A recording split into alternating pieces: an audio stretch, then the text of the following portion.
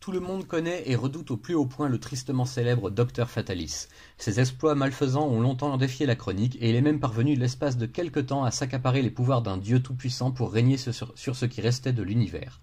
Mais aujourd'hui, le Docteur Fatalis n'existe plus. En lieu et place, il ne reste plus que Victor Von Fatalis, un homme autrefois brisé qui réapprend à vivre grâce à un acte de pure charité à son égard de la part d'un vieil adversaire. Sorcier émérite et savant de niveau plus que génial, Victor a entrepris ces derniers temps de suivre le modèle d'un autre ancien ennemi, Tony Stark, Iron Man. Voulant offrir au monde plus que ce qu'il a pu lui prendre durant des années, Fatalis saisit sa chance au moment où Tony Stark est officiellement porté disparu après son combat contre Captain Marvel durant les événements de Civil War 2. Déterminé à prendre désormais la place qui selon lui revient de plein droit, Fatalis s'empare de la technologie Stark et se forge une nouvelle armure destinée à faire de lui le nouveau héros dont le monde a besoin, un Fatalis meilleur, augmenté, cherchant à faire le bien et à réduire au silence ceux qui menacent le monde et dont il était autrefois le pire élément.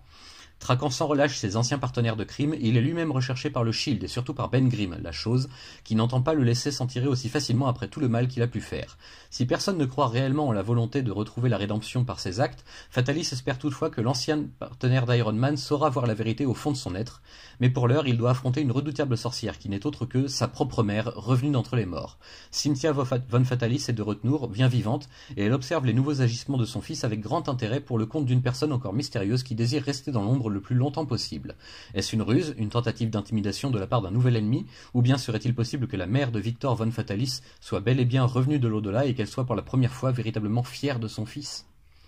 Une série que j'attendais beaucoup et qui a beaucoup fait parler d'elle lors de sa sortie en VO autant qu'en VF. Forcément, voir le Docteur Fatalis tenter de se racheter une conduite et devenir le nouvel Iron Man de Marvel, ça peut surprendre et inquiéter à la fois. Mais Brian Michael Bendis, au scénario, aucun doute, nous sommes en face d'une petite pépite d'un genre nouveau et j'espère vraiment que Panini fera paraître la suite assez rapidement pour qu'on puisse savoir si oui ou non il est possible de faire confiance à ce nouveau Fatalis, personnage très charismatique et tragique qui a toujours su séduire les fans et les lecteurs depuis sa toute première apparition dans les années 60. Alex Maléev au dessin, dans un style assez simple et clair qui va directement là où il faut, droit au but, tout en nous présentant de beaux effets visuels conçus pour l'occasion. J'ignore pour l'instant si cette série doit se lire en parallèle des aventures de l'autre Iron Man, mais à mon sens, ce premier tome est assez accessible et facile à lire pour tout nouveau public ou pour toute personne qui souhaiterait en apprendre davantage sur ce fantastique personnage et sur son évolution radicale de ces derniers temps. À suivre avec intérêt donc.